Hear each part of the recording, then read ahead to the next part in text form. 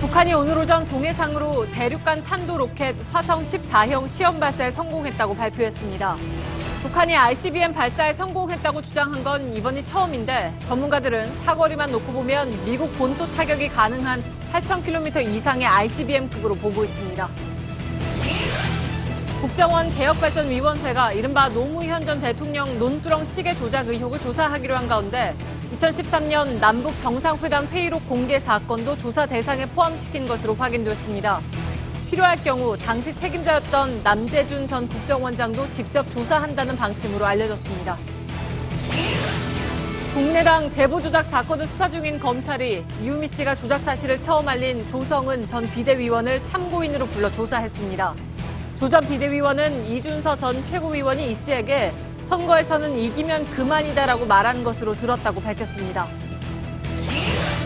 이재용 삼성 부회장의 뇌물 공여 재판에서 안종범 전 수석이 증인으로 나와 자신이 작성한 수첩은 모두 박 전 대통령의 지시사항이라고 증언했습니다. 안 전 수석은 박 전 대통령과 이 부회장의 독재자를 직후 기록한 삼성의 현안과 관련한 내용이 두 사람 사이의 오간 얘기라고 밝혔습니다. 인천 초등학생 살인 사건의 주범인 김모양에 대한 첫 공판이 열렸습니다. 김양 측은 유괴 혐의는 인정했지만 계획 범죄는 아니라고 부인하면서 범행 당시 심신 미약 상태였다고 주장했습니다. 어젯밤과 오늘 새벽 부산 경남과 경북, 경기 남부를 비롯한 일부 지역에 많게는 200mm가 넘는 집중호우가 내리면서 피해가 잇따랐습니다. 장마전선은 내일까지 소강 상태를 보이다가 모레 다시 찾아오겠습니다. 수원역 앞에 교통 혼잡을 해결하겠다며 수원시가 새로 만든 버스 환승센터입니다. 그런데 편의를 위해 만든 환승센터 때문에 버스를 갈아타는데 한참 더 시간이 걸린다고 하는데요. 환승센터의 위치를 둘러싼 논란을 밀착 카메라에서 취재했습니다. 에너지를 쓰던 자동차가 수소로 에너지를 만드는 시대로 현대자동차.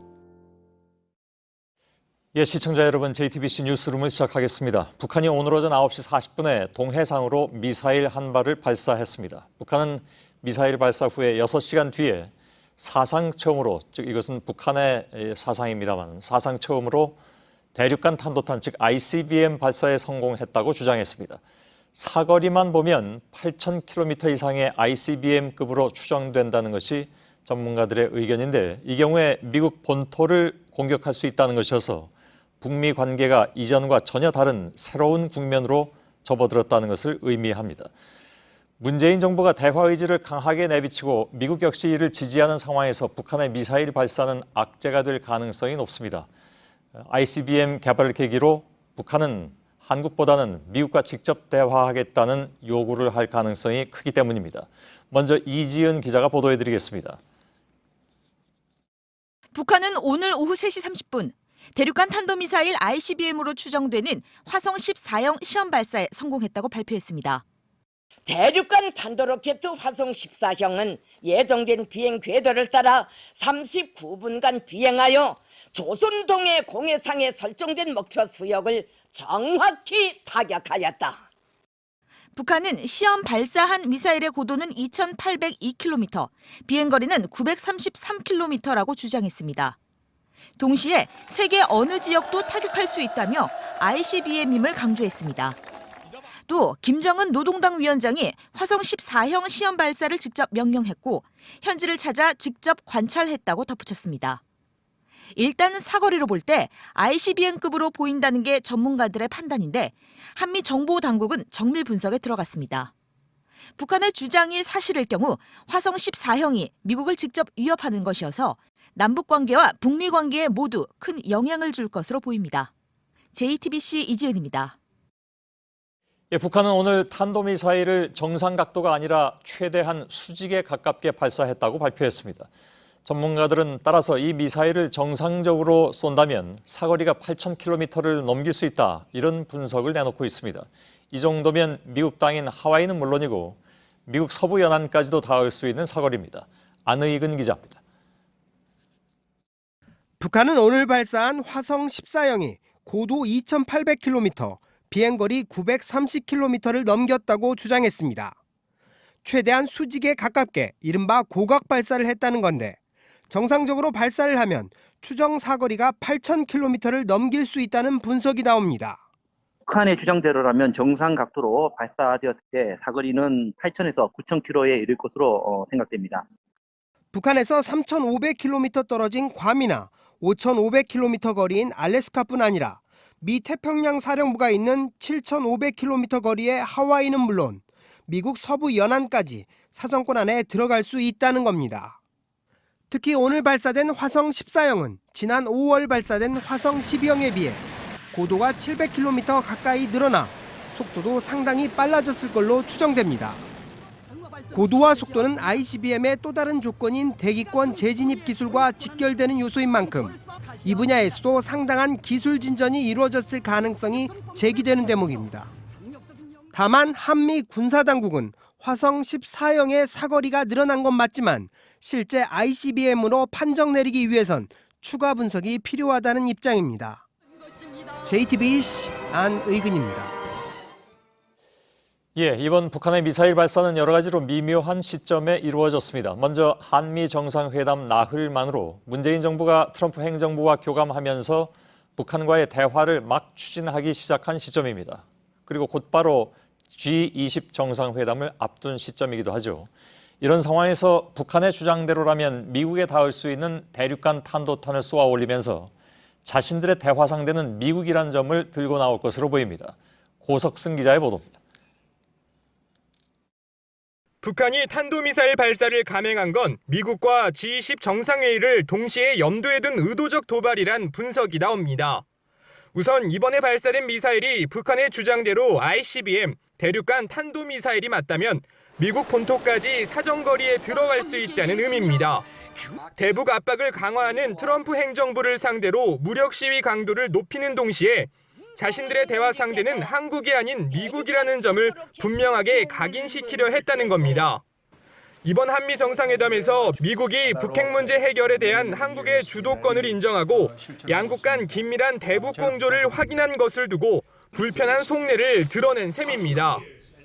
또 한반도 주변 주요국 정상이 모두 참석하는 G20 정상회의를 앞두고 북핵과 미사일 능력을 공식화하려는 전략이라는 해석도 있습니다. 국제회의를 앞두고 무력 시위를 통해 이목을 집중시키겠다는 의도라는 겁니다. 실제로 북한은 지난 2월에도 G20 외교장관 회의와 미넨 안보회의 등을 앞두고 탄도미사일 발사를 감행한 바 있습니다. JTBC 고석승입니다. 문재인 대통령은 북한이 레드라인을 넘길 경우에 한미 양국이 어떻게 대응할지 알 수 없다고 말했습니다. 북한을 향해서 넘어선 안 될 금지선을 제시한 건데 청와대는 그 금지선이 어디까지인지는 구체적으로 밝히지 않았지만 북한의 주장대로 이것이 ICBM일 경우에 압박과 제재의 강도가 훨씬 높아질 수 있다고 말했습니다. 박현주 기자의 보도입니다. 문재인 대통령은 데이비드 캐머런 전 영국 총리를 만난 자리에서 북한의 도발에 대해 강력하게 경고했습니다. 북한이 한미 정상이 합의한 평화적 방식의 한반도 비핵화 구상에 호응하지 않고 레드라인을 넘어설 경우 우리가 어떻게 대응할지 알 수가 없다고 말했습니다. 문 대통령은 또 북한이 아직도 비핵화에 기반한 한반도 평화 구상에 호응하지 않고 있다며 돌아올 수 없는 다리를 건너지 않길 바란다고 말했습니다. 청와대 고위 관계자는 레드라인은 아직까진 추상적인 기준이라며 명확한 정의를 내리진 않았습니다. 다만 북한이 계속 도발로 맞서면 한미 양국이 강력한 제재를 가할 수밖에 없다는 취지라고 설명했습니다. 문 대통령은 중국을 향해 대북 압박과 설득에 나서줄 것을 요청하기도 했습니다.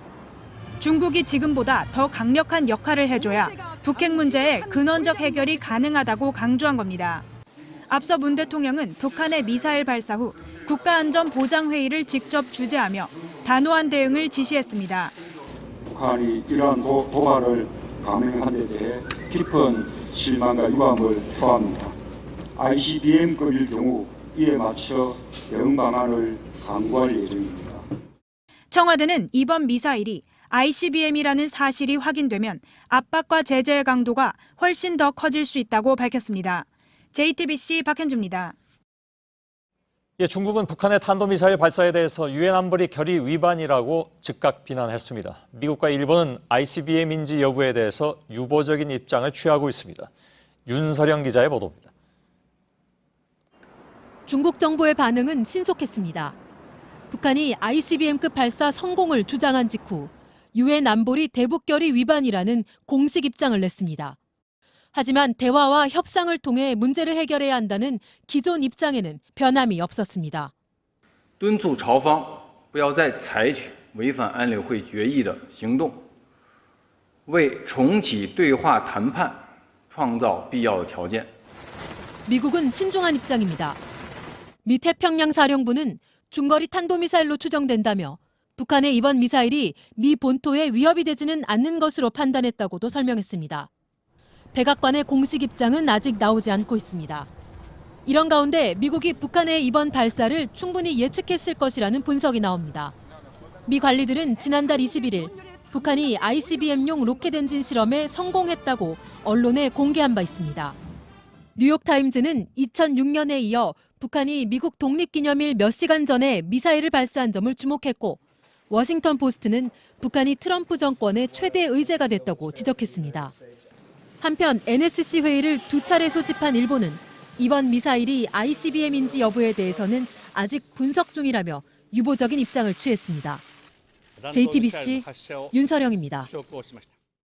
예, 이런 상황에서 북한은 남북 대화에 관심이 없다는 메시지를 보내고 있는데요. 북한은 내년 평창 동계올림픽에서 남북 단일팀을 구성하자는 제안에 대해서 거부 의사를 분명히 했습니다. 북한 측은 단일팀을 한다는 말 자체가 우습다고 주장하고 그 외에 남북한 동시 입장 등에 대해서도 한 귀로 듣고 한 귀로 흘려버릴 얘기라고 말했습니다. 강신우 기자입니다. 함께하고 계신 국제올림픽위원회와 장 위원님의 많은 관심과 협조를 부탁드립니다. 네, 부탁 들어주시죠. 하지만 북한의 장웅 IOC 위원은 내년 평창 동계올림픽에서 단일팀을 한다는 말 자체가 우습다고 말했다고 미국의 소리 방송이 오늘 보도했습니다. 장 위원은 지난 1일 출국 직전 인터뷰에서 좋게 말하면 천진난만하고 나쁘게 말하면 절망적이라고 말했습니다. 그러면서 정치적인 문제가 해결되기 전에 스포츠가 어떻게 교류를 주도하고 물꼬를 트고 하느냐고 덧붙였습니다. 북한이 주도하는 국제태권도연맹 ITF 시범단의 방안은 남북 스포츠 교류가 아니라 국제스포츠기구 차원에서 이뤄진 거란 설명입니다. 장 위원은 또 남북한 동시 입장 등 우리 정부의 각종 제안에 대해선 한 귀로 듣고 한 귀로 흘려버리면 된다는 반응을 보였습니다. 앞서 장 위원은 북한의 평창올림픽 참가에 대해선 국가올림픽위원회가 하는 일이라며 답변을 피했습니다. JTBC 강신우입니다. 예, 이런 가운데 시진핑 중국 국가주석과 블라디미르 푸틴 러시아 대통령이 정상회담을 갖고 사드 반대 입장을 명확히 했습니다. 중러 양국이 반사드 전의를 다지면서 G20에서 한국과 미국에 맞선 공동전선을 예고하고 있습니다. 신경진 특파원입니다. 푸틴 대통령이 크렘린궁에서 시진핑 주석을 반갑게 맞습니다.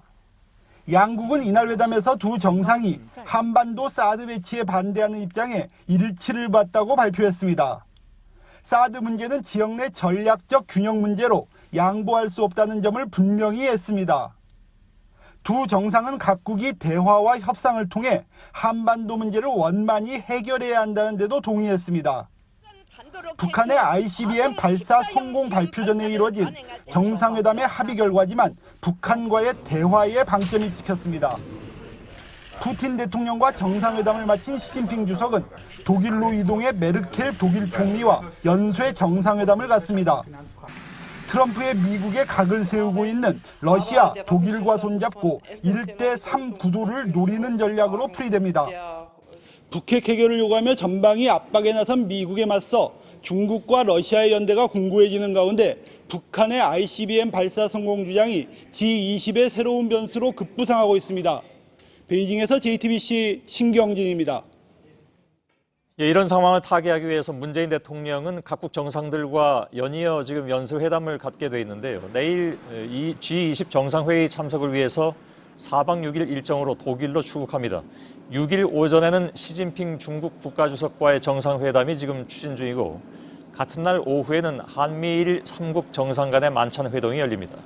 문 대통령은 다음 날인 7일에는 아베 신조 일본 총리, 푸틴 러시아 대통령과 각각 취임 후에 처음으로 정상회담을 갖게 됩니다.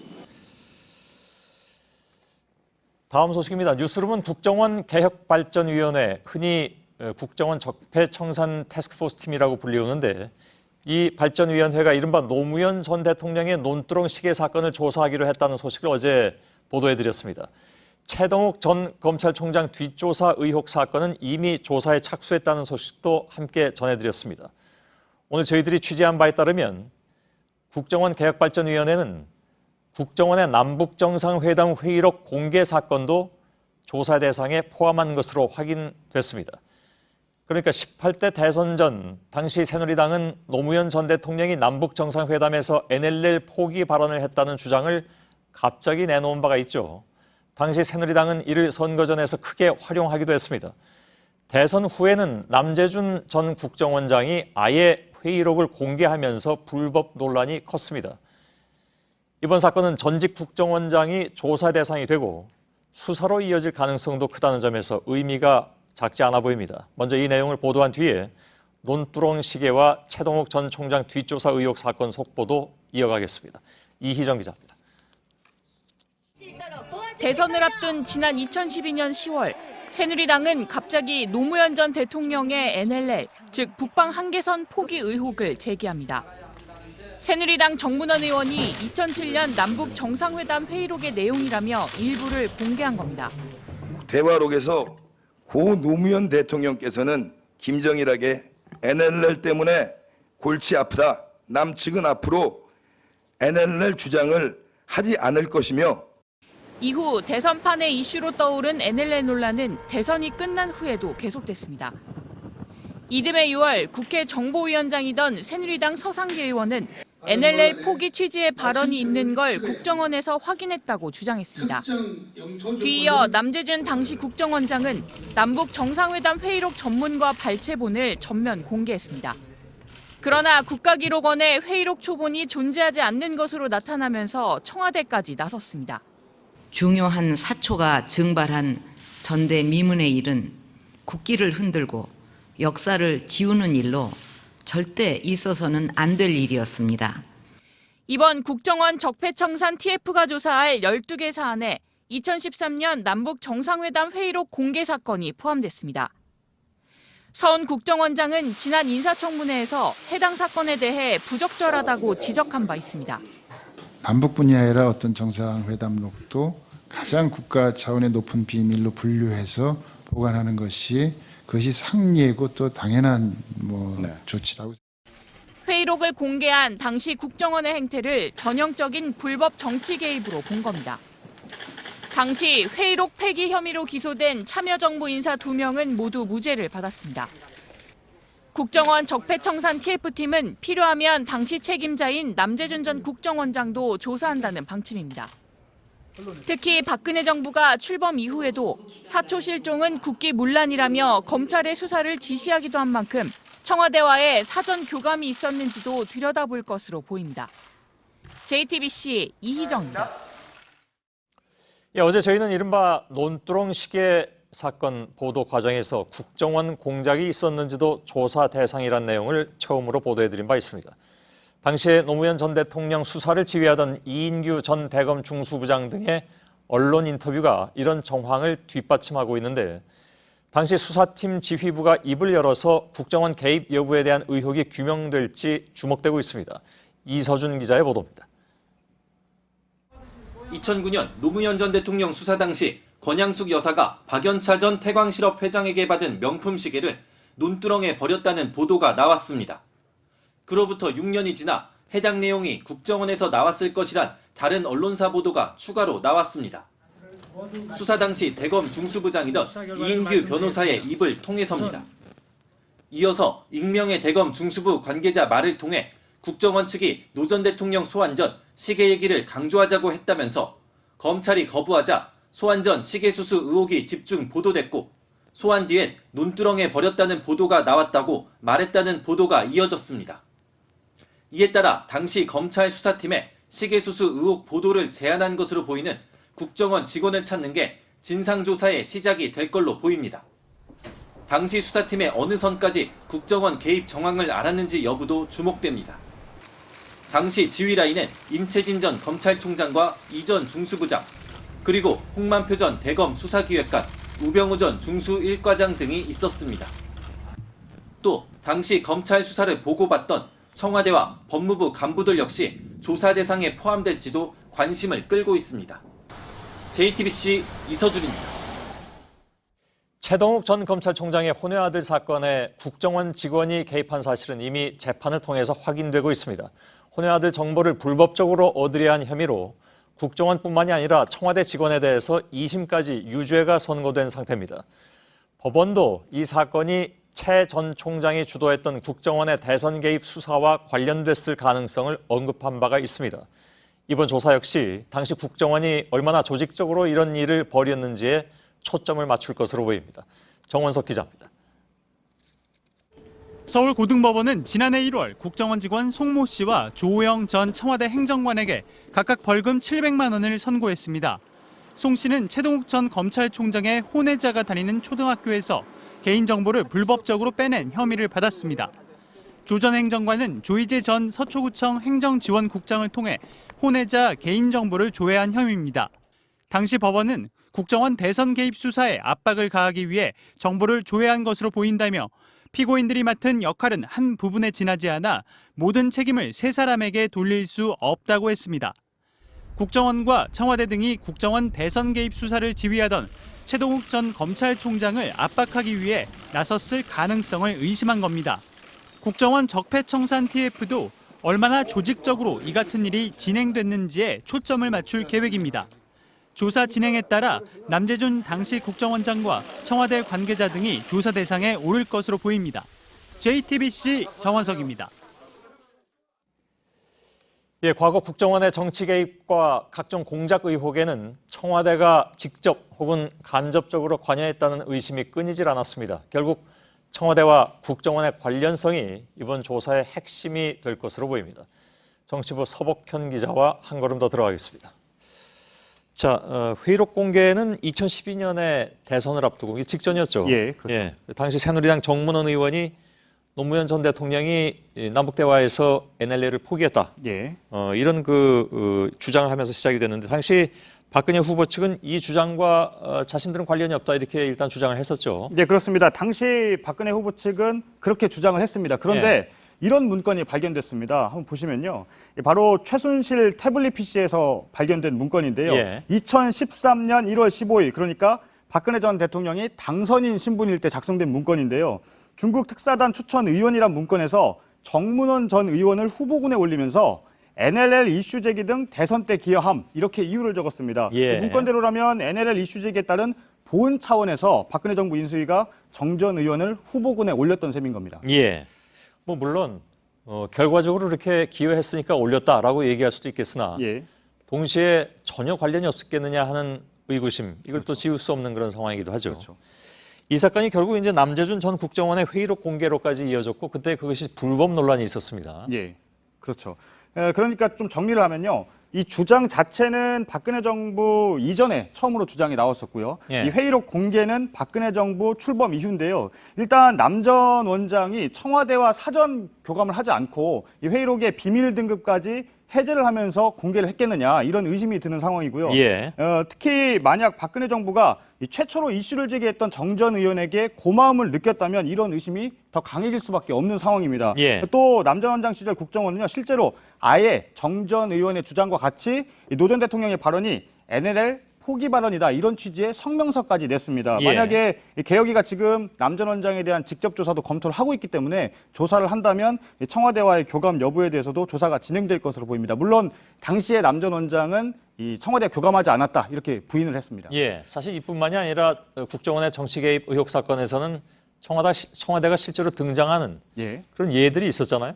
그렇습니다. 몇 가지 사례를 좀 말씀을 드리면요. 일단 최동욱 전 검찰총장의 뒷조사에는 국정원만 개입한 것이 아니었습니다. 당시에 민정수석실 등 청와대가 동시다발적으로 움직였던 것으로 나타났고요. 또 국정원의 보수단체 자금 지원과 관제대모 동원 의혹에서도 이번 특검을 보면 청와대 역시 보수단체 자금 지원 그리고 관제대모 동원 의혹에 개입했다. 이런 특검 조사 결과가 나와 있습니다. 그리고 최순실 관련 정보를 이 국정원 간부가 우병우 전 민정수석과 안봉근 전 비서관에게 직보했다는 의혹, 이 부분도 조사를 대상에 올라 있는데요. 이렇게 이 국정원의 정치 개입 곳곳에는 이 청와대가 직간접적으로 연루되어 있는 경우가 상당히 많이 있습니다. 결국 이제 정치 개입 의혹의 진상을 규명하기 위해서는 청와대 개입 나가서 이제 단순히 개입했느냐 아니면 지시를 했느냐 그렇습니다. 하는 차원까지도 조사 대상이 돼야만 하는 그런 상황이 됐군요. 그렇습니다. 말씀하신 대로 이 청와대의 지시 여부는요. 국정원 정치 개입 의혹의 바로 동기와 연결되는 부분이기 때문에 매우 중요한 대목입니다. 현재 이 국정원 개혁이 산하의 적폐청산 태스크포스의 경우에는 전현직 국정원 직원들이 이 조사의 대상인데요. 만약에 이 조사 결과를 토대로 공식 수사로까지 이어진다면 당시 청와대 관계자들에 대한 조사로까지 이어질 가능성도 있습니다. 지금 사실 또 폭발력 있는 문제는 최동욱 전 총장 사건을 조사하면서 자연스럽게 국정원의 선거 개입 문제로 직결이 되기 때문에 거기서 어떤 얘기들이 나올 것인가에 대해서는 뭐 세간의 이목이 굉장히 집중되어 있는 것이 사실입니다. 그렇죠. 알겠습니다. 서복현 기자였습니다. 국민의당 제보 조작 사건 소식인데요. 오늘 좀 새로운 소식이 하나 들어와 있습니다. 오늘 검찰은 이유미 씨가 조작 사실을 가장 먼저 털어놨다는 조성은 전 국민의당 비상대책위원을 불렀습니다. 그런데 조 전 비대위원은 출두 전에 저희 취재진에게 이 씨가 즉 이유미 씨가 자신에게 했다는 말을 전했는데 바로 이준서 전 최고위원이 선거는 이기면 되는 것이다. 즉 선거는 이기면 게임 끝이라면서 자료를 독촉했다는 얘기입니다. 박병현 기자입니다. 지난달 24일 오전 8시 반쯤 조성은 전 국민의당 비상대책위원에게 이유미 씨가 전화를 걸어옵니다. 그리고는 문준영 씨 관련 제보가 조작됐다는 사실을 털어놓습니다. 조 전 비대위원은 자신이 들은 걸 바로 당에 알렸습니다. 제보 조작 사건이 알려지게 된 과정입니다. 그런데 조 전 비대위원에 따르면 이 씨는 당시 이준서 전 최고위원이 선거는 이기면 게임 끝이라고 말했다면서 관련 증거를 다 갖고 있다고 주장했습니다. 이 전 최고위원이 최소 자료 확보를 독촉했고 이 씨가 그 증거를 갖고 있다는 뜻으로 이해될 수 있는 주장입니다.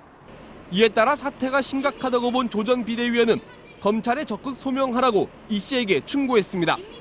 다만 조 전 비대위원은 이 씨가 두서없이 얘기를 해 사실관계를 따져 묻진 못했다고 말했습니다. 조 전 비대위원은 오늘 검찰에선 이 전 최고위원이 이 씨가 가져온 제보를 충실하게 검증한 게 맞는지 의문이 남는다고 진술한 걸로 알려졌습니다. JTBC 박병현입니다.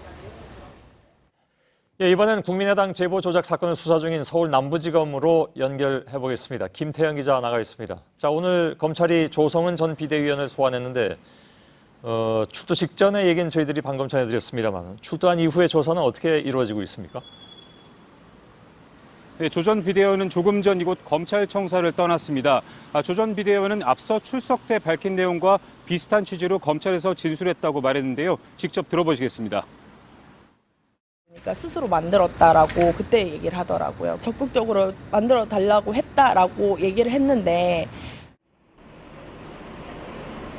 다만 조 전 비대위원은 이준서 전 최고위원이 조작을 직접 지시했는지에 대해선 이유미 씨가 모호하게 얘기했다면서 지금 와서 생각해보니 자신도 이유미 씨에게 속았다는 취지로 얘기했습니다.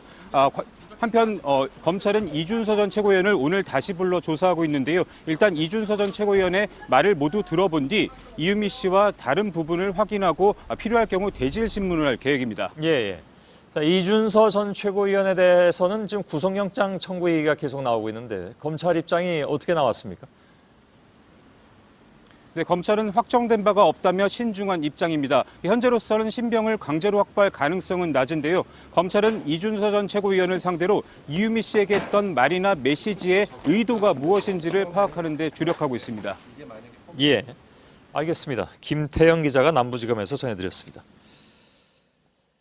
제보 조작 사건을 둘러싼 의혹은 이렇게 가라앉질 않고 있는 가운데 안철수 전 대표는 오늘도 침묵을 지켰습니다. 당내에는 여전히 사과해야 한다는 주장이 많지만 일각에선 이미 사과할 시기도 놓쳐버렸다, 이런 주장도 나오고 있습니다. 류정화 기자의 보도입니다. 제보 조작 사건 공개 일주일, 당 진상조사단이 조사 결과를 발표하고 활동을 마무리 지을 동안 안철수 전 대표의 입장 표명은 끝내 없었습니다. 사건 초기부터 당내에서 쏟아져 나온 사과 요구를 계속 외면하고 있는 겁니다. 바로 좋습니다. 신뢰 회복의 요청은 책임입니다. 이러다 보니 일각에선 이미 사과할 시기를 놓친 것 아니냐는 얘기도 나옵니다. 때를 놓치는 바람에 사과를 해도 별로 소용이 없는 단계에 이르렀다는 겁니다. 안 전 대표의 긴 침묵은 제보 조작 사건과 무관하다는 점을 강조하기 위한 것으로 보입니다. 또 검찰 수사 결과가 나오면 어차피 사과를 해야 하기 때문에 수사 결과가 나오는 7월 말까지 일단 기다리고 있는 것이란 분석도 있습니다. 하지만 법적인 책임과는 별도로 사건 당시 대선 후보로서 져야 할 정치적 책임을 미루면서 당초 내걸었던 새정치라는 가치가 흔들리고 있다는 비판은 당내에서도 커지고 있습니다. JTBC 유정화입니다. 문재인 대통령이 오늘 검찰총장 후보자의 문무일 부산고검장을 지명했습니다. 이번에도 역시나 검찰개혁이 인선의 초점이었다는 것이 청와대 측의 배경 설명입니다. 이윤석 기자의 보도입니다. 검찰총장 후보자로 문무일 부산고검장이 지명됐습니다. 청와대는 검찰 개혁을 할 후보자를 골랐다고 인선 배경을 설명했습니다. 검찰 내부의 신망이 두터워 검찰 조직을 조속히 안정시킴은 물론 검찰 개혁의 소명도 훌륭하게 수행해 나갈 것으로 기대합니다. 문 후보자는 광주 출신으로 광주 제1고와 고려대 법학과를 졸업했습니다. 검찰 내에선 서울중앙지검 특수일부장을 지낸 특수통으로 꼽힙니다. 이 때문에 2015년 성완종 리스트 사건 때도 특별수사팀장을 맡았는데 당시 기소한 이완구 전 국무총리와 자유한국당 홍준표 대표가 1심에선 유죄 판결을 받았지만 2심에선 무죄가 나와 대법원에 계류 중입니다. 문 후보자는 지명 직후 검찰 개혁에 적극 동참하겠다는 뜻을 밝혔습니다. 검찰 개혁 관련돼서 지금 현재까지 문제가 논의가 이루어져 온 경유하고 발단을 잘 이어오고 있습니다. 최선의 결과를 도출해내는데 동참하겠습니다. 문 후보자에 대한 국회 인사청문회는 이르면 이달 중순 열릴 전망입니다. 이 자리에선 고위공직자 비리수사처 설치나 검경 수사권 조정 등 현안에 대한 후보자의 생각도 쟁점이 될 것으로 보입니다. JTBC 이윤석입니다. 자유한국당에서는 오늘 홍준표 체제가 공식 출범했습니다. 그런데 홍 신임 대표의 첫날 행보를 보면 다른 야당들은 외면한 채 여당과만 상대함으로써 제1야당으로서 존재감을 키우겠다, 이런 전략이 읽힙니다. 신혜원 기자입니다. 취임 첫날 자유한국당 홍준표 대표는 여당인 더불어민주당 추미애 대표를 찾았습니다. 협치를 굳게 국민들 앞에 약속한다는 의미에서 팔짱 한번 끼실까요? 그러곤 정부와 여당을 상대로 협조할 건 하고 싸울 건 싸우겠다고도 밝혔습니다. 추경 요건이 되면 해주는 게 맞습니다. 자신들이 책임하에서 일을 하겠다면 하되 이게 자유민주주의 가치에 위배되는 짓이거나 국가 안보에 저해되는 짓은 그것은 우리가 당력을 동원해서 막아야 되겠다. 새로 당대표가 되면 원내 정당들을 돌며 대표들과 상견례를 하는 게 관행이지만 홍 대표의 국회 순례는 이게 끝이었습니다. 국민의당과 바른정당 등을 찾지 않은 건데 다른 야당들과의 연대보단 여당과의 긴장감 있는 협상을 통해 국회 내 양당 구도를 만들겠다는 전략을 드러냈다는 분석입니다. 홍 대표는 전당대회 과정에선 국민의당과 바른정당을 흡수될 당과 기생정당이라고 부르며 존재 자체를 부인하는 듯한 발언도 했습니다. 앞서 홍 대표는 현충원을 참배한 뒤 첫 최고위원 회의를 주재하면서 외부 인사 100%로 당 혁신위원회를 구성하겠다는 구상도 밝혔습니다. JTBC 신혜원입니다. 지금부터는 국정농단 재판 소식을 이어가겠습니다. 오늘 재판에서는 몇 가지 주목할 만한 얘기들이 나왔습니다. 물론 모두가 박 전 대통령에게는 불리한 내용들입니다. 자, 이른바 대통령 말씀 자료는 박 전 대통령 뇌물죄 재판의 중요한 증거 가운데 하나로 꼽히죠. 대기업 총수들과의 독대를 앞두고 작성한 말씀 자료에는 기업들의 경우에 자신들의 현안을 그리고 박 전 대통령은 최순실 씨 지원을 각각 언급한 정황이 담겨 있기 때문입니다. 오늘 박 전 대통령 재판에서 이 자료를 직접 만든 전 청와대 행정관들이 증인으로 나왔는데 당시 비밀스럽게 작업을 하라는 지시를 받았다고 말했습니다. 박민규 기자의 보도입니다. 청와대 경제수석실이 만든 대통령 말씀 자료는 박근혜 전 대통령과 대기업 총수들의 독대 자리에서 어떤 이야기가 오갔는지 파악할 수 있는 증거입니다. 2015년 7월 이재용 삼성 부회장과의 독대를 앞두고 작성된 자료에는 계열사 합병 언급과 함께 정권 내 경영권 승계 문제가 해결되길 희망한다는 내용이 있습니다.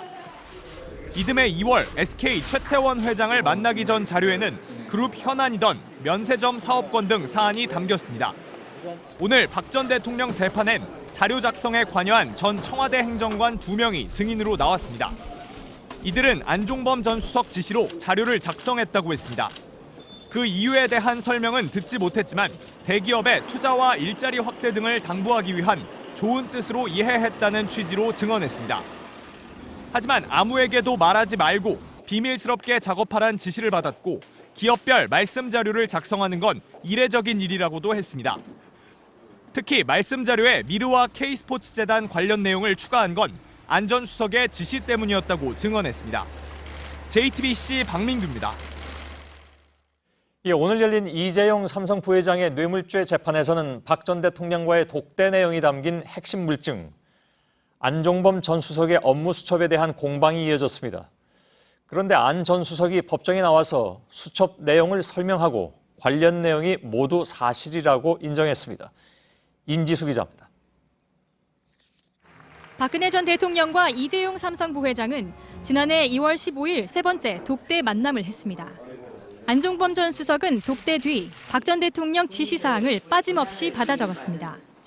안 전 수석은 오늘 이재용 부회장의 뇌물공여 혐의 재판에 나와 수첩에 적은 내용을 하나하나 설명했습니다.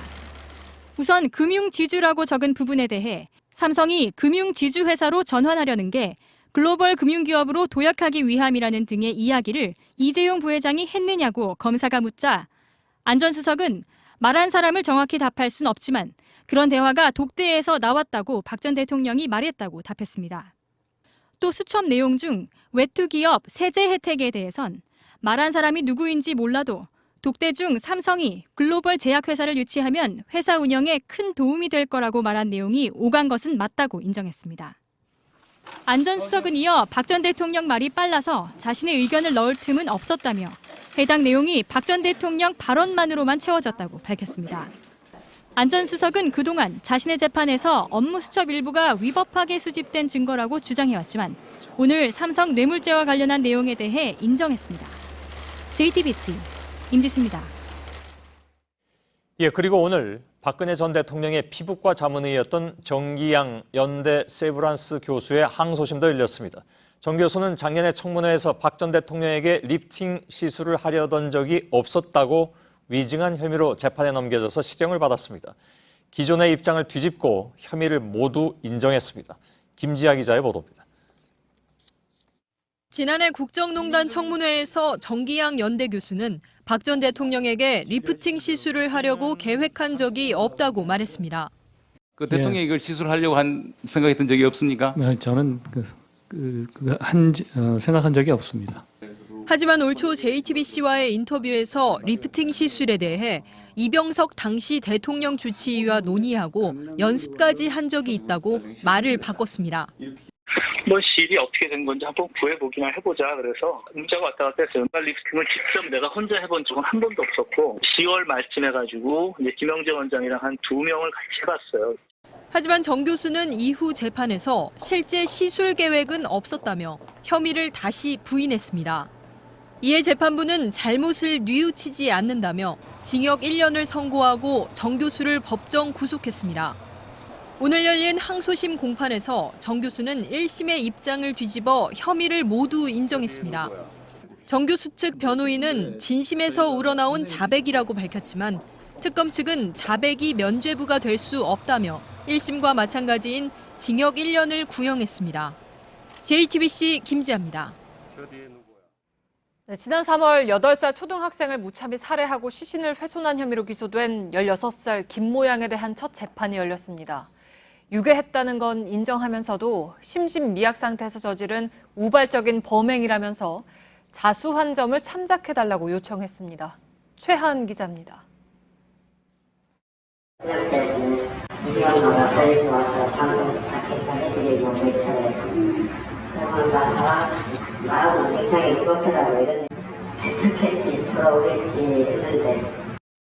놀이터에서 놀다가 사라진 8살 여자 초등학생은 싸늘한 시신으로 돌아왔습니다. 재판 내내 무표정하게 바닥을 쳐다본 16살 김 모양은 그동안 부인해온 유괴 혐의를 시인했습니다. 그러나 범행을 치밀하게 계획했다는 검찰의 주장은 여전히 받아들이지 않았습니다. 오히려 심신미약 상태에서 저지른 짓이라며 자수한 점을 양형에 참작해달라고 요청했습니다. 정신병이 내 돈들고 완전 돈들을 긁었다면 이 동선 바로 집 근처에서 내리면서 그래가 자기 집에서 막 하고. 검찰은 정신심리학 교수가 김양을 만나 분석한 보고서를 근거로 김양 측의 주장을 반박했습니다. 김양은 현실 검증 능력이 있고 고도로 치밀하다며 다중인격 주장 역시 꾸며냈을 가능성이 크다는 내용입니다. 김양이 살해를 지시했다고 지목한 18살 박 모양은 김양 측이 증인 신청을 철회해 법정에 나오지 않았습니다. JTBC 최한입니다. 어젯밤부터 장마 전선은 주로 영남 지역에 머물고 있고 일부 지역에는 집중호우로 피해도 잇따랐습니다. 하지만 나머지 지역에서는 장마 같지 않은 모습이었는데요. 내일까지 이렇게 소강 상태를 보이다가 모레부터 전국에 다시 비가 오겠습니다. 조택수 기자입니다. 주택 담장이 무너져 내렸습니다. 지붕에는 큰 구멍이 났습니다. 오늘 새벽 5시 30분쯤 부산 남구 대연동에 있는 주택 담장 15m 중 5m가량이 붕괴됐습니다. 천둥 치는 소리 느끼고 막 이래가는데 유리 깨진 소리가 같이 느끼더라고. 그래서 나와 보니까 이게 넘어가가 있길래. 부산 영도구 감지해변 일대에서는 토사가 흘러내렸고 주차장에 서 있던 승용차 한 대가 침수되기도 했습니다. 경남 창원에서는 하천 보수 작업을 하던 작업자 3명이 불어난 물에 휩쓸려 내려가 실종됐습니다. 부산 경남 지역에 밤사이 200mm가 넘는 장대비가 쏟아지며 피해가 속출한 겁니다. 경북 지역도 폭우가 내렸습니다. 문경 139, 예천 117, 상주 116mm의 비가 오면서 주택이 침수되는 등 피해가 있었습니다. 경기 남부 지역에도 100mm 가까운 비가 내렸습니다. 하지만 오늘은 오전부터 장마 전선이 소강 상태에 들어갔고 서울과 대구, 경기 지역에는 폭염주의보가 내려졌습니다. 다만 밤사이 전라 남북도와 경남북, 충남 일부 지역에 최고 80mm의 비가 내릴 가능성이 있습니다. 장마 전선이 본격적으로 활성화되는 것은 모레부터라고 기상청은 예보했습니다. JTBC 조택수입니다. 탈모로 고민하시는 분들에게 마음 편치 않은 소식입니다. 탈모 치료제로 쓰이는 피나스테리드라는 성분이 우울증이나 자살 충동을 일으킬 수 있다는 사실이 밝혀졌습니다. 식약처가 이 성분이 포함된 약품에 경고 문구를 붙이기로 했습니다. 이정엽 기자입니다. 시중 약국에서 주로 팔리는 탈모 치료제들입니다. 모두 피나스테리드가 주 성분입니다. 이 성분은 애초 전립선 비대증 치료제로 개발됐지만 임상실험 과정에서 모발 성장 촉진 효과가 추가로 확인됐습니다. 2차 효과, 그러니까 일종의 부작용 때문에 지난 20년간 전 세계적으로 인기를 끌고 있는데 먹는 탈모 치료제로는 유일하게 미국 FDA 승인을 받았습니다. 국내에선 지난해 팔린 1,100억 원어치 중 절반가량이 전립선 치료가 아닌 탈모 치료용으로 처방됐을 정도입니다. 그런데 탈모인들의 고민을 덜어줬던 피나스테리드의 진짜 부작용이 확인됐습니다. 복용을 하면 우울증이나 자살 충동 등이 나타날 수 있다는 연구 결과가 나온 겁니다. 이미 인터넷 카페 등에선 이런 부작용을 호소하는 탈모인들이 빠르게 늘고 있습니다. 이 때문에 식약처는 다음 달 말쯤 피나스테리드가 들어간 약품에 우울증과 자살 충동 유발 등의 경고 문구를 붙이기로 했습니다. 가장 많이 팔리는 제품인 프로페시아 등 국내에서 시판 중인 130여 종이 적용 대상입니다. JTBC 이정엽입니다. 디지털 가상화폐 투자자들이 몰리면서 국내에서만 하루 거래 규모가 수천억 원대에 이르고 있습니다. 그런데 국내 한 가상화폐 사이트가 해킹을 당해서 고객 정보가 무더기로 유출되며 한순간에 수억 원을 잃은 피해자가 나왔습니다. 문제는 가상화폐 거래는 정부 감시 규제 사각지대여서 피해가 발생해도 속수무책이라는 겁니다. 이주찬 기자입니다. 지난달 말 35살 강모 씨는 전화 한 통으로 2,600만 원을 잃었습니다. 당일 오전 가상화폐 거래 사이트 빗썸 직원이라며 전화를 걸어온 사람이 인증번호를 요구해 불러줬습니다. 직원 맞냐는 식으로 제가 이제 의심을 했죠. 그 순간에 이제 어떤 일이 일어나냐면 제 눈앞에서 제 예치금이 갑자기 비트코인을 사버립니다. 지난달 해킹으로 3만 2천여 명의 개인정보가 유출돼 이런 식으로 수백만 원에서 수억 원대 이르기까지 100여 명의 돈이 인출된 것으로 보입니다. 다른 가상화폐 거래자 김모 씨는 같은 날 자신의 거래 계좌에서 수억 원의 돈이 들어왔다 나갔지만 사이트 운영 측은 실수였다는 입장만 반복했습니다. 거래 쪽에 문의를 해보니까 자기네들은 어떤 시중은행 거래소에서도 가능하다는 식의 설명인 거예요. 황당하죠. 가상화폐가 주식보다 수익률이 높다고 알려지면서 2년 사이 비트코인만 거래량이 2조 원에 이르는 등 시장이 급격하게 늘고 있습니다. 문제는 피해가 발생하더라도 보상이 어렵습니다. 가상화폐 거래소는 금융사가 아니라 통신판매업자로 분류돼 있기 때문입니다. 정부는 지난해 전문가들로 전담반을 꾸렸지만 아직 대책을 마련하지 못해 가상화폐 시장에 제대로 대응하지 못하고 있다는 지적입니다. JTBC 이주찬입니다. 중국의 사드 관광 보복으로 국내 면세점이 큰 타격을 입었는데 중국인 단체 관광객이 석 달 넘게 끊기면서 면세점 운영을 포기하는 곳까지 나왔습니다. 전다빈 기자입니다. 한화 갤러리아 제주공항 면세점은 다음 달 문을 닫습니다. 갑자기 폐업을 하려고 하니까 일단 저뿐만 아니라 거의 대부분 직원들이 모두 안타깝게 생각하고 있어요. 매출의 80%를 차지하던 중국인 관광객이 사라지자 아직 2년 가까이 남은 면세점 특허권을 자진 반납한 겁니다. 월간 임대료가 매출보다 많아 영업 적자가 계속 확대되고 회복 전망도 불투명하여 부득이 계약 해지를 요청하게 됐습니다. 전국 공항 면세점 22곳 모두 비슷한 상황입니다. 이곳 인천공항 면세점에서도 이젠 중국어가 잘 들리지 않습니다. 가장 큰 손이었던 중국인 관광객이 사라진 겁니다. 공항 면세점들은 손님이 확 줄었는데도 매출과 상관없이 비싼 임대료를 고정적으로 내느라 운영이 어렵다는 입장입니다. 시내 면세점 매출도 지난 3월부터 하락하다 5월에 조금 반등했지만 여전히 고전을 면치 못하고 있습니다. 면세점 업계는 신규 면세점 개장을 연기해주고 공항 임대료를 매출과 연계해받는 등의 지원 대책을 정부에 요청하고 있습니다. JTBC 전다빈입니다. 어제 검거된 창원 골프 연습장 주부 납치 살해 사건 용의자들이 이전에도 비슷한 범행을 계획했던 것으로 나타났습니다. 다른 범행을 저질렀을 가능성을 배제하기가 어려운 상황인데 용의자들은 살인 혐의를 전면 부인하고 있습니다. 배승주 기자입니다. 지난달 24일 경남 창원의 한 골프 연습장에서 납치 살해된 주부 47살 A씨의 시신은 진주현 호수에서 마대자루에 담긴 채 발견됐습니다. 국과수 부검 결과 경부 압박질 식사, 즉 목이 졸려 숨진 것으로 밝혀졌습니다. 그런데 어제 서울의 한 모텔에 숨어있다 붙잡힌 31살 심천우 씨는 납치와 시신 유기는 인정하면서도 살인 혐의는 전면 부인했습니다. 잠시 나갔다가 오니 A씨가 숨져 있었다는 겁니다. 사체를 마대에 담고 유기한 거는 다 시인했는데 진술이 신빙성도 없고 일관성이 없습니다. 다른 범행을 계획했던 정황도 드러났습니다. 지난 4월 골프를 즐겨치고 재력가로 알려진 한 남성을 목표물로 정했는데 A씨 납치 때와 똑같은 수법이었습니다. 3인조로 범행 계획을 세웠지만 심 씨가 범행을 함께하자고 제의했던 지인들이 모두 거절해 실행에 옮기지 못했습니다. 경찰은 심 씨와 공범 36살 강정임 씨에 대해 오늘 구속영장을 신청한 한편 프로파일러를 동원해 다른 범죄를 저질렀는지 여부를 수사하고 있습니다. JTBC 배승주입니다.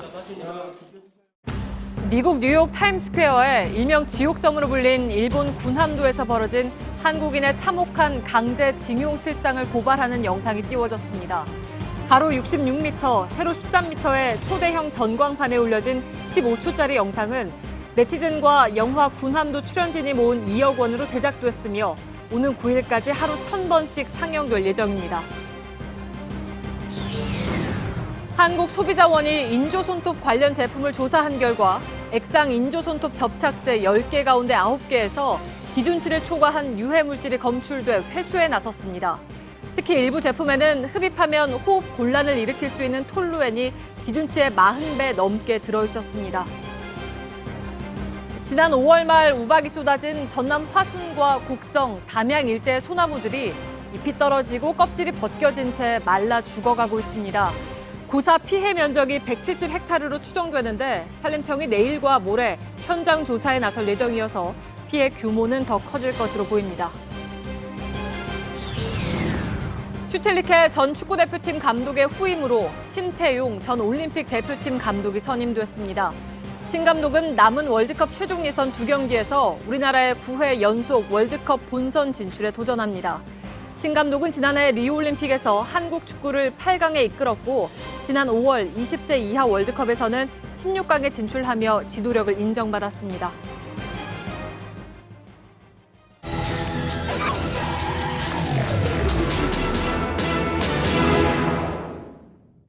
네, 수원역 앞은 많은 차량이 뒤엉키면서 심한 혼잡을 빚는 곳입니다.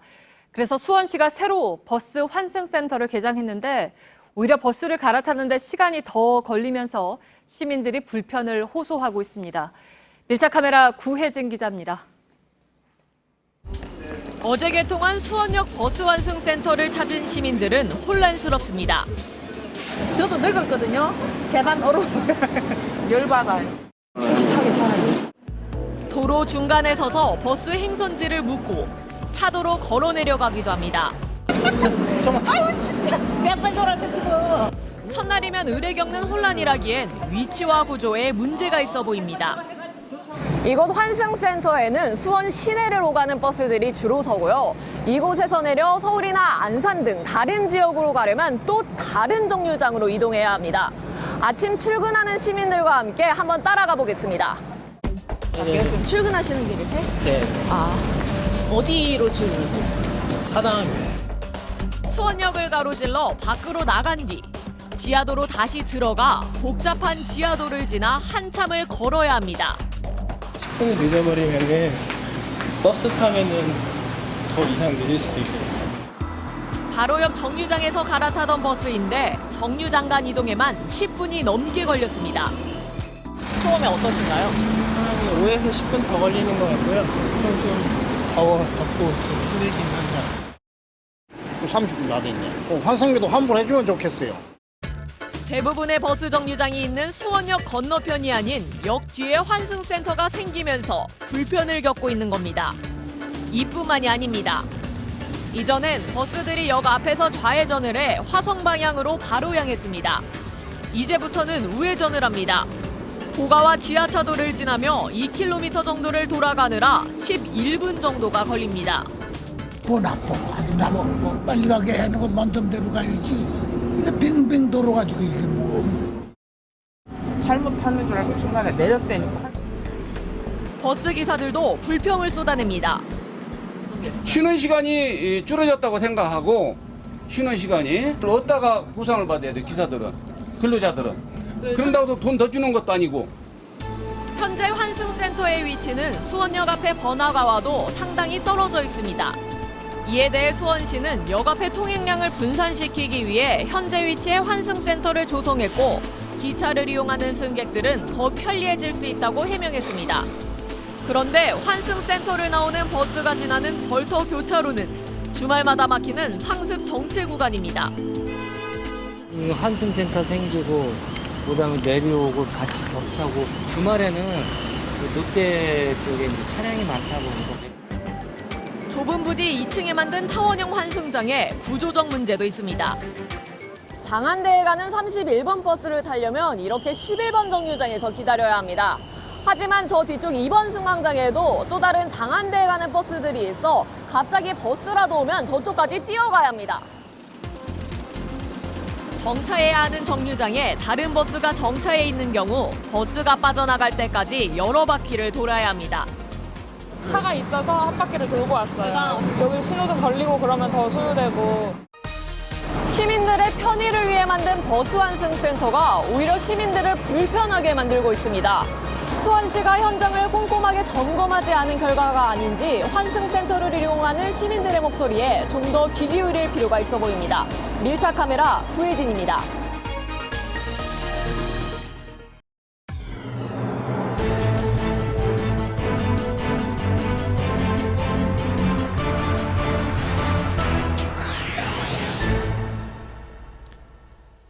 예, 뉴스룸의 앵커 브리핑을 시작하겠습니다. 오늘의 앵커 브리핑은 박시성을 가진 분들께서 보시기에는 조금 서운할 이야기일 수도 있겠습니다. 소설가 이문구 선생의 연작소설 우리 동네에는 다양한 농촌 마을 사람들이 등장합니다. 그 흔한 김 씨와 이 씨는 물론이고 최 씨, 정 씨, 강 씨, 조 씨 등등. 그런데 유심히 살펴보면 김이 박이라 불릴 정도로 흔한 성씨인 박 씨는 등장하지 않습니다.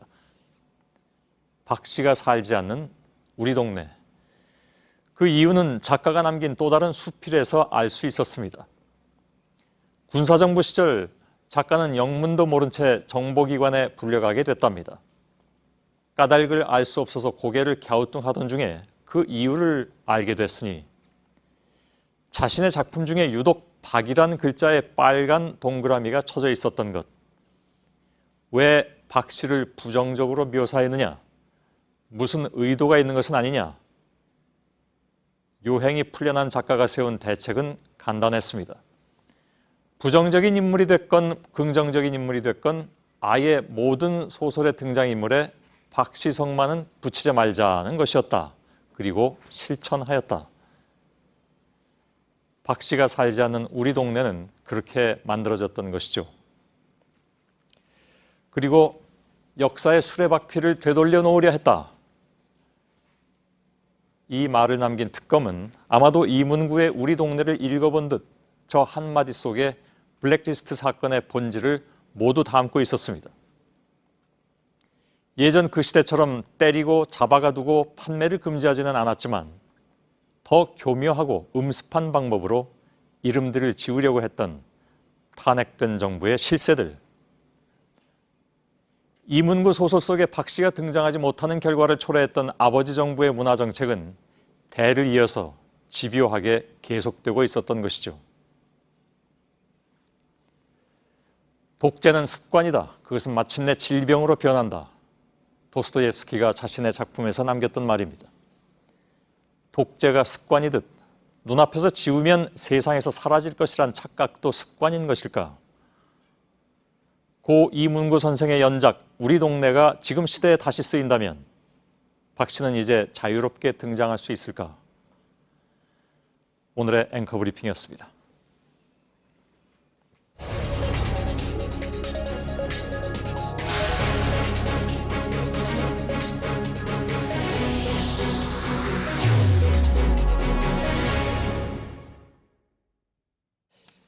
예, 방금 들어온 소식을 한 가지 좀 전해드리겠습니다. 경남 합천에서 40대 남성이 이혼한 전 부인을 데려오라면서 아들을 인질로 잡고 경찰과 대치하고 있습니다. 취재 기자를 전화로 잠깐 좀 연결해야 될 것 같습니다. 윤두열 기자 나와 있죠? 네. 예. 자, 아직도 상황이 그대로입니까? 네, 현재 대치가 이어지고 있는 곳은 경남 합천의 황매산 터널 안입니다. 오후 6시부터 이곳에서 41살 김모 씨가 9살 아들을 인질로 잡고 3시간째 경찰과 대치하고 있는 상황입니다. 김 씨는 오늘 오전 9시 30분쯤 경남 고성의 초등학교에 있던 아들을 데리고 나와 자신의 트럭에 태웠습니다. 이후 진주의 한 지구대에 보관하고 있던 엽총을 찾아 합천으로 이동했습니다. 김 씨는 이혼한 전 부인 39살 이모 씨와 말다툼을 벌인 뒤 아들과 함께 죽을 것이라는 문자 메시지를 보냈다고 경찰은 설명했습니다. 위협을 느낀 부인이 경찰에 신고했고 그때부터 김 씨를 추적했습니다. 김 씨의 이동 경로를 확인한 경찰이 미리 황매산 터널을 통제했고 현재 대치가 이어지고 있습니다. 김 씨는 전 부인 이 씨를 데려오라고 계속 요구하고 있는데요.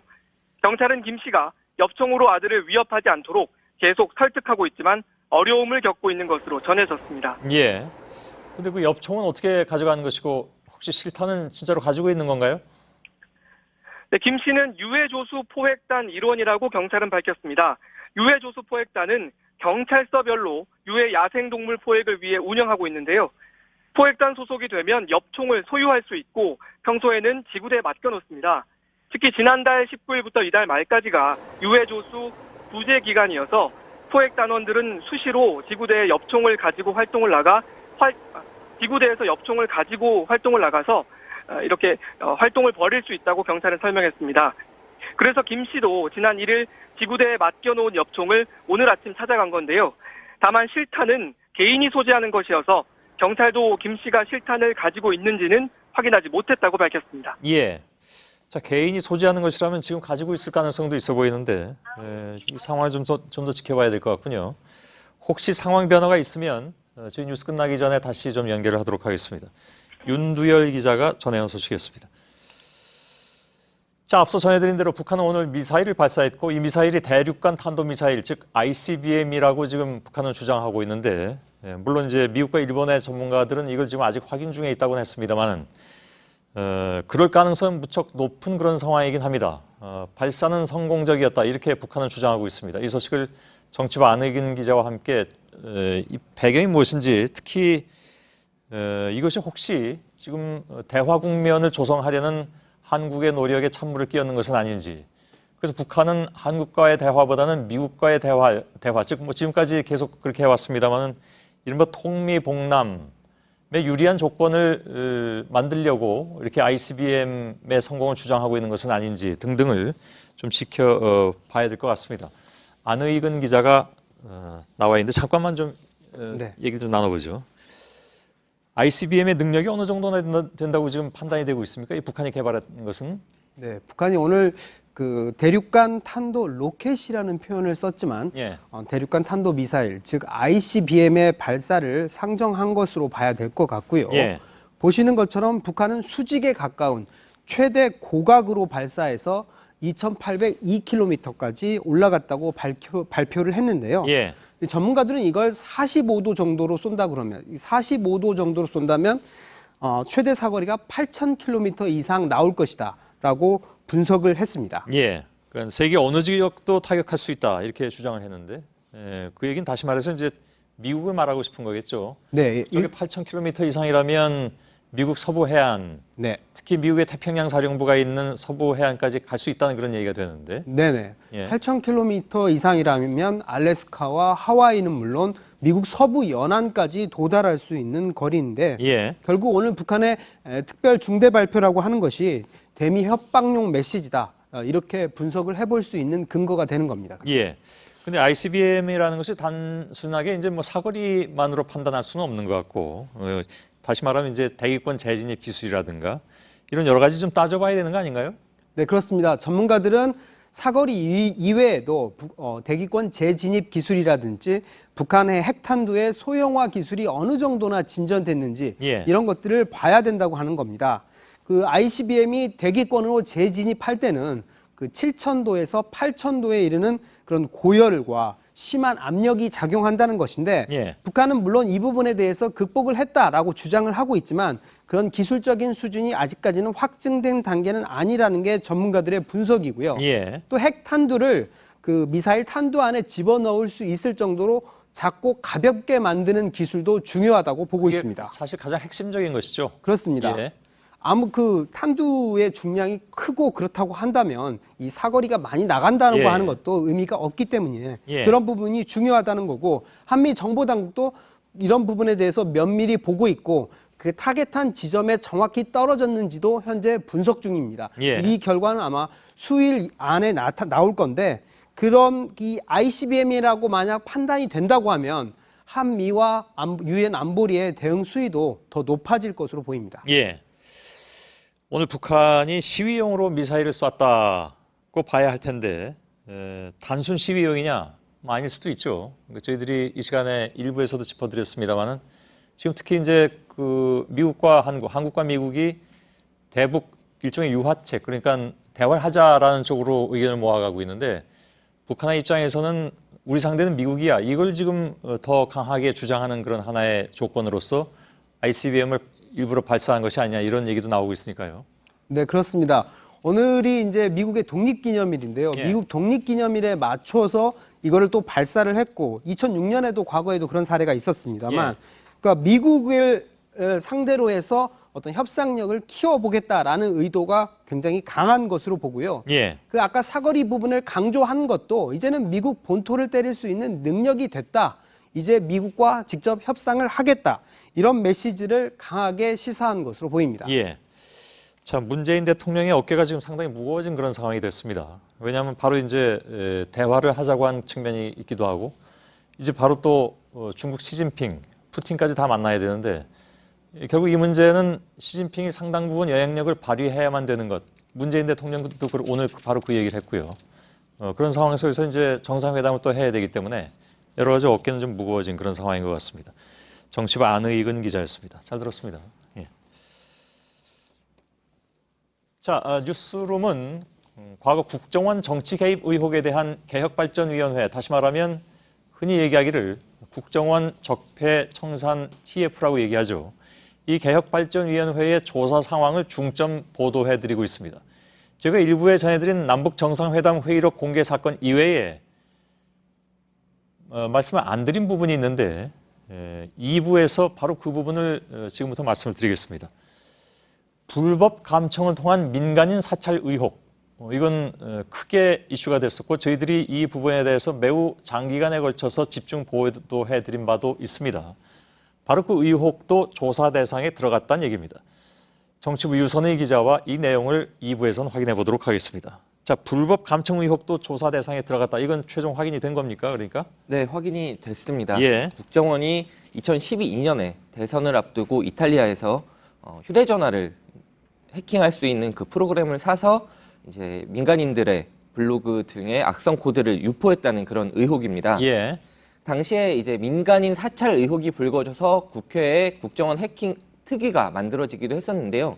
국정원은 해킹 프로그램이 대북용 또 대테러용이었다. 또 국내에서 발견된 IP 등은 실험용이었다. 이렇게 주장을 했습니다. 그래서 그때는 사실 이 자리에 전문가가 나와서 이른바 이제 미러링 기술, 그러니까 제 전화 가지고 직접 시연도 했었는데 그야말로 거울처럼 들여다보는 그런 것도 폭로하기도 하고 그랬었습니다. 그때 국정원 조사도 했었는데 큰 성과는 없었던 것이었죠? 네, 그때 국정원 측이 민간인 불법 감청 아니면 해킹 이런 것들은 없었다고 주장을 하면서 그 주장이 받아들여지고 종료가 됐는데요. 하지만 국회 특위 조사에서 국정원 측이 과연 제대로 협조를 했던 것인가 아니면 일부만 공개를 했던 것인가 이런 것들에 대해서는 외부에서 들어간 사람은 알 수가 없었습니다. 실제로 국회 특위가 결정적인 자료로 요구했던 것이 로그 기록이었는데요. 국정원이 끝내 제출을 거부하면서 사건이 흐지부지 됐습니다. 근데 이번 조사는 국정원이 스스로 조사를 하겠다 이런 의지를 갖고 하는 것이기 때문에 그 당시와는 조금 다른 결론이 나올 수 있지 않을까 이렇게 가능하다는 분석도 있습니다. 그때 기억하시겠습니다만 해킹 프로그램을 담당했던 국정원 직원이 자살하는 일까지 있었습니다. 맞습니다. 그 사건이 불거진 초기에는 국정원이 이 직원은 단순한 기술자였다 이렇게 얘기를 했었습니다. 그러다가 숨진 이후에는 해킹 프로그램을 도입을 주도한 직원이다 이렇게 말을 바꿨습니다. 이렇게 해서 석연치 않은 부분이 많아졌는데 핵심 당사자가 숨졌기 때문에 확인할 방법이 더 이상 없었고 또 의혹만 더 커진 상태로 마무리가 됐습니다. 알겠습니다. 일부에서 전해드린 남북정상회담 회의록 공개 과정에 대해서 조금만 더 들어가 봐야 될 것 같습니다. 핵심은 과연 이제 청와대가 개입했느냐 하는 여부인데 그건 지금 어떻게 조사가 이루어질 것 같습니까? 네, 당시에 국정원이 회의록을 공개한 과정을 보면 상당히 서둘러진 정황이 나옵니다. 당시에 알려진 바로 보면 국정원이 2013년 6월 24일 오전에 2급 비밀이던 회의록을 일반 문서로 재분류를 했고 그날 오후에 바로 여당 정보위원들한테 공개했다는 겁니다. 그래서 왜 이렇게 서둘렀느냐, 청와대 입김이 작용한 것 아니냐 이런 의혹이 나왔던 겁니다. 그때 박근혜 정부 청와대는 청와대하고는 관련이 없는 일이다 뭐 이렇게 얘기하지 않았습니까? 네, 그 즉시 청와대하고는 전혀 관련이 없고 입김을 발휘한 바가 없다라고 말을 했습니다. 그리고 이제 당사자인 남재준 전 원장은 한 달 뒤에 국회 기간보고에서 입장을 밝혔는데요. 이 회의록은 청와대와 교감 없이 독자적으로 공개한 것이다. 문제가 있다면 역사적인 책임을 지겠다고 말을 했습니다. 기억납니다. 조사 소식에 대해서 남재준 전 원장은 어떤 입장입니까? 네, 지난번에 대선 출마도 했었는데. 네. 예. 당시에 남 전 원장과 함께 근무했던 고위 관계자와 통화를 오늘 해봤습니다. 본인하고는 연락이 안 된 거죠, 그러니까? 네. 예. 그 반나절 만에 비밀을 재분류했다 이런 의혹이 나왔다고 얘기를 했더니 그게 반나절 만에 비밀을 재분류한 것이 아니라 그 전날부터 법률가들에게 재분류가 가능한지 확인을 해왔다. 충분한 검토를 거쳐서 재분류한 것이다 이렇게 주장을 했습니다. 또 당시에 법률 검토를 했던 사람들이 실명을 거론을 하면서 그 사람들이 현직 검사로 일하고 있기 때문에 확인해 보면 될 것이다 이렇게 강조를 하기도 했습니다. 결국 이제 급하게 진행된 것은 아니다 이런 주장인 것 같은데 남 전 원장을 직접 조사할 수도 있다는 것이 지금 국정원의 입장 아닙니까?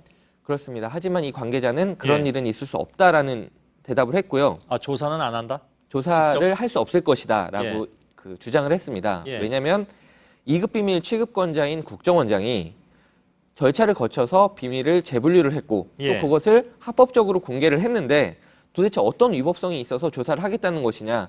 이것은 의혹을 가지고 볼 게 아니라 그런 위법성 여부를 봐야 된다는 것이다. 그런 주장을 했는데요. 하지만 그것이 남재준 전 원장과 같이 근무했던 고위 관계자의 고위 얘기란 관계자의 말이죠. 주장입니다.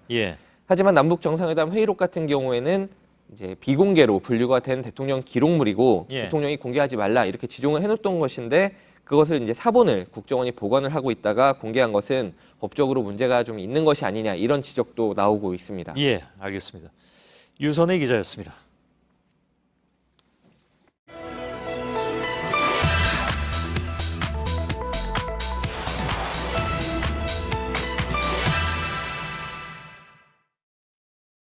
네, 국회 본회의나 청문회에 참석하는 의원들이나 후보자들은 오랜 시간 말을 하기 때문에 물을 꼭 곁에 두고 마시죠. 그런데 어제 환경부 장관이 청문회장에 머그잔을 들고 들어갔다가 국회 규정에 어긋난다고 해서 다시 종이컵으로 바꿨습니다. 그런데 그런 규정이 만들어지게 된 배경에 우리 국회 흑역사가 있었습니다. 오늘은 출장 간 오대영 기자를 대신해서 김지래 기자가 나와 있습니다. 김지래 기자, 먼저 어제 어떤 상황이었는지부터 좀 볼까요? 네, 먼저 이 화면을 보시죠. 네. 김은경 환경부 장관이 머그잔으로 물을 마시고 있습니다. 네. 그런데 이게 오전 모습인데요. 오후에는 머그잔이 아닌 종이컵으로 물을 마시고 있습니다. 네. 본인의 해명을 직접 한번 들어보시죠. 규정상 이게 그 머그컵을 가지고 들어올 수 없다고 하네요. 머그컵이 아마 위험이 있어서 안 된다고 해서 저희가 오후에는 위원장님 말씀도 계시고 해서 어쩔 수 없이 종이컵을 다시 쓰게 됐습니다. 네, 그러니까 위험이 있어서 안 된다라고 했다는 건데 누가 그랬다고 하는지 나왔습니까? 저희가 이 홍영표 환경노동위원장과 통화를 해봤는데요. 그런 이야기를 한 적이 없다고 말을 했습니다. 국회 사무처에 확인을 해봤더니 회의 진행에 방해되는 물건으로 판단해서 교체했고 머그잔은 깨질 수 있는 물건이라고 설명을 했습니다. 그러니까 머그잔을 들고 들어가면 안 된다라는 규정 같은 게 있는 겁니까, 그러면? 네, 그런 머그잔이라고 명시가 돼 있지는 않습니다. 국회법 제148조에는 의원은 본회의 또는 위원회 회의장 안에 회의 진행에 방해되는 물건 또는 음식물을 반입하여서는 아니 된다고 돼 있습니다. 그런데 이 머그잔이 이에 해당한다는 겁니다. 저 규칙에는 의원은 이라고 돼 있는데요. 국회 사무처는 국회법 148조의 입법 취지가 회의 진행을 원활히 하기 위한 것이기 때문에 이 대상을 포괄적으로 적용했다고 이야기했습니다. 네, 보면 회의 진행에 방해가 된다라고 했는데 왜 머그잔이 위험하다고 하는 겁니까, 그러면? 네, 이게 과거에 의원들이 물건을 던져서 사람이 다친 적이 있기 때문입니다. 이게 1958년 기사인데요. 제목을 보시죠. 재떨이와 컵이 어지럽게 날아다녔다고 적혀 있습니다. 또 국회에서 또 유혈극이라고도 되어 있습니다. 다음은 1965년 기사인데요. 재떨이는 알루미늄, 명패는 종이, 컵은 플라스틱으로 바꿨다고 되어 있습니다. 어느 때 무슨 일이 일어나더라도 의원들 얼굴에는 상처가 안 나도록 배려했다고 적혀 있습니다. 네, 이게 이제 앞에서 말한 우리의 흑역사라는 건데 맞습니다. 지금 재떨이는 없잖아요. 네, 이 재떨이는 1973년에 금연 조치가 내려지면서 자취를 감췄고요. 명패는 2005년 본회의장이 전산화되면서 고정식 전자명패가 됐습니다. 2005년에 지금의 규칙, 방해가 되는 물건이나 음식물을 반입하면 안 된다가 생겼고요. 네, 그러니까 이번에 이제 환경부 장관 같은 경우에는 일회용 종이컵을 사용하는 걸 좀 자제하는 모습을 보여주기 위해서 머그잔을 썼다라고 밝히지 않았습니까? 맞습니다. 네. 이게 좀 금지한 건 과하다, 뭐 이런 지적이 있습니다. 네. 그런 이유 때문에 이 사실 국회법 148조에 반입 금지 품명이 명시가 안 돼 있어서 의원들 사이에서 자주 다툼이 있었습니다. 네. 이 낙하산 인사를 반대하는 뜻으로 달고 온 배지가 국회법 148조 회의 진행 방해하는 물건이냐 아니냐 그 공방이 벌어지기도 했고요. 본회의장에서 농성을 벌이면서 먹는 음식물이 위반이냐 아니냐 논란이 있기도 했습니다. 또 90년대에는 노트북도 반입 금지 대상이 돼서 논란이 됐습니다. 네. 이 국회 선진화법이 시행되면서 지금은 국회 안에서 몸싸움은 사실상 사라졌는데요. 이런 상황에서 머그잔까지 잠재적인 위험 요인으로 보고 금지시킨 건 과했다는 지적이 나옵니다. 네, 그러면 다른 나라들은 어떻습니까? 본회의장이나 청문회 때 들고 들어갈 수가 있습니까? 네, 화면으로 한번 확인을 해보시죠. 이게 미국 의회의 모습인데요. 보시는 것처럼 유리잔이 자리에 있습니다. 이게 우리나라처럼 머그잔을 금지하고 종이컵을 쓰는 것과는 다른 모습이죠. 네. 이게 사실 머그잔은 죄가 없습니다. 폭력이 난무한 우리 국회가 낳은 유산인 거죠. 그리고 사실상 사문화된 규정을 고집하면서 우리 국회의 보수성을 그대로 드러냈습니다. 네, 팩트체크 김진일 기자였습니다.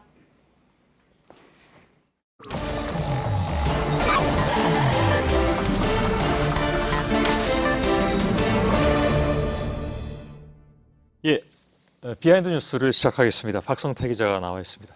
자, 첫 번째 키워드 열죠. 네, 첫 번째 키워드는 홍준표 대 문무일입니다. 뭐 여러 가지 인연이 있더군요, 보니까. 예, 그렇습니다. 예. 먼저 기사 하나를 볼 텐데요. 예. 지금 이 기사는 2015년 기사입니다. 홍준표 지사와 당시 문무일 수사팀장이 묘한 인연이 있다, 이렇게 얘기를 했습니다. 예. 이미 2015년부터 기존의 인연이 관심을 받았는데요. 제가 표로 몇 가지 인연을 정리를 좀 해봤습니다. 예. 두 사람은 고대 동문이고요. 사법연수원은 홍준표 지사가 내기수 선배입니다. 예. 그리고 2008년에 당시 BBK 김경준 사건의 기획 입국서를 홍준표 당시 의원이 제기를 했었는데 당시 문무일 특수 1부장이 이 사건을 맡았었습니다. 예. 그런데 정치적 논평에 불과하다며 무혐의 처분을 내렸었고요. 예. 그 뒤에 2015년 성완종 리스트 사건 당시 이때는 특별수사팀장이었습니다. 당시 이제 문무일 수사팀장은 기소를 했고 1심에서는 홍준표 지사가 유죄를 받았고 2심에서는 무죄를 받았습니다. 예. 그런데 지금 뭐 대법원 선고는 좀 남겨놓고 있는 그런 상황입니다. 예, 그렇습니다. 예. 당시 2심에서 무죄가 나자 문무일 당시 특별수사팀장이 좀 불만이 많았다, 이렇게 얘기했고요. 예. 대법원 선고가 연말께 있을 것으로 예상이 되고 그 전에 인연도 하나 있는데요. 예. 바로 2004년입니다. 상당히 오래전 인연인데 예. 당시 노무현 전 대통령의 측근비리 특검 때 당시 문무일 검사가 특검에 파견이 됩니다. 하루는 홍준표 의원이 특검 사무실을 찾아와서 대통령 뇌물로 보이는 양도성 예금 증서가 은닉돼 있다는 얘기가 있다, 이러면서 굉장히 시끄러웠던 사건입니다. 맞습니다. 예. 그러면서 100억 원짜리 양도성 예금 증서를 증거로 제출을 합니다. 일종의 제보인데요. 예. 당시 특검팀의 문무일 검사가 이 증서를 살펴보니까 위조된 겁니다. 예. 그래서 이런 제보는 필요 없어요라고 홍준표 당시 의원에게 얘기를 하고 홍 의원이 사무실을 나오면서 후배한테 훈계를 들었다면서 상당히 기분 나빠했다는 그런 얘기가 있습니다. 예. 지금 제1야당 대표와 그리고 검찰총장 후보자로 만나게 됐는데요. 오는 20일에 인사청문회가 예정이 돼 있습니다. 예. 자유한국당에서는 철저한 검증을 예고하고 있습니다. 관심이 아무래도 더 갈 수밖에 없군요. 그래서 예. 두 번째 키워드는요? 두 번째 키워드는 진화론 대 창조론으로 잡았습니다. 이건 뭐 논쟁의 원조네요. 예. 아주 오래된 논쟁인데요. 오늘 청문회장에서 뜬금없이 진화론 대 창조론이 나왔습니다. 예. 오늘 유영민 미래창조과학부 후보자 청문회였는데요. 당시 장면을 직접 보겠습니다. 예. 진화론은 어떻게 생각하세요? 여러 가지 의견들이 있기 때문에 장관 후보자로서 그 부분 밝히면 굉장히 예민하고 적절하지 않다고 좀 양해해 주셨으면 감사합니다. 저는 그게 예. 과학기술을 담당해야 할 미래창조과학부 장관 후보자가 진화론에 대해서 명확한 입장을 표하지 않자 예. 민주당 의원까지도 다른 부 장관이면 몰라도 미래창조과학부 장관으로서는 부적절하다 이런 질책이 나왔습니다. 예. 그러자 유영민 후보자는 뒤에 종교계나 과학계에 분란을 일으키지 않으려고 모호한 답변을 했었다면서 본인도 진화론에 동의한다고 밝혔습니다. 예. 이 질문이 나온 배경이 뭐 따로 있습니까? 예, 그렇습니다. 바로 한 책인데요.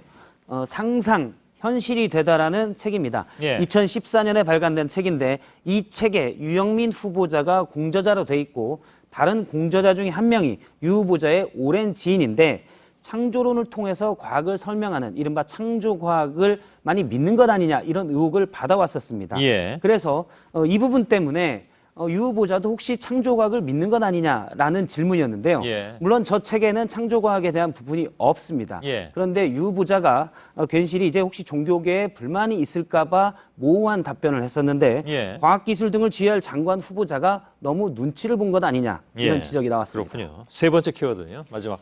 세 번째 키워드는 전직 대통령의 인권입니다.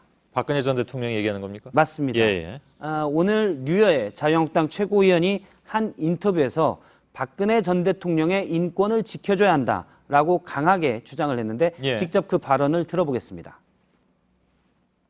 전 대통령이 나올 때마다 얼굴을 사진을 찍고 정말로 그 부분을 비교를 해주고 하고 있는 부분은 인권적으로 분명히 이 부분은 문제 제기를 해야 됩니다. 예, 일부 보도에서 현직 대통령이 있을 때 사진과 지금의 사진을 비교하는 게 인권 침해다라는 거고요. 예. 조윤선 전 문체부 장관 사진을 비교하는 것도 안 된다라고 강하게 얘기를 했습니다. 예. 물론 여성으로서 민감한 부분일 수 있지만 수많은 인권 문제가 있는데 전직 대통령의 사진 비교로 이렇게 하는 것은 어울리지 않다. 이런 지적들이 나오고 있습니다. 예. 정치 신인이라고는 하는데 뭐 돌출 발언도 있다 뭐 이런 평가도 있더군요. 예. 자유한국당 전당대회 때 뭐 하의를 벗고 연설을 한다든지 이런 연설이 많이 관심을 끌었고요. 예. 요즘에는 보수 우파, 수구 좌파라는 발언을 하고 있습니다. 물론 수구는 태도의 문제이기 때문에 있을 수가 있지만 수구 좌파라는 표현이 있을 수가 예. 있지만 보수 우파라는 표현은 잘 이해가 안 된다는 지적들이 나오고 있고요. 예. 튀는 발언과 행동이 많아서 오늘 인터뷰에서 이 인터뷰 진행자가 여자 홍준표라는 별명이 있다 이렇게 지적을 하자 예. 썩 내켜하지 않으면서 이왕이면 이쁜 별명을 지어달라고 했습니다. 예. 잘 들었습니다. 박성태 기자였습니다. 네, 내일 남부 일부 지역을 제외하고 장맛비가 주춤하겠습니다. 서울과 경기 내륙, 대구와 제주 동북부에는 폭염주의보가 내려졌습니다. 예. 저희들은 내일도 최선을 다하겠습니다. 여러분 고맙습니다.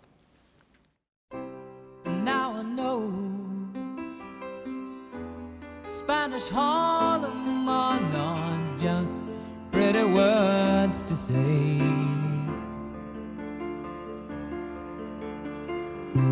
I thought I knew, but now I know that rose trees never grow in New York City until you've seen this trash can dream come true. You stand at the edge while people run you through.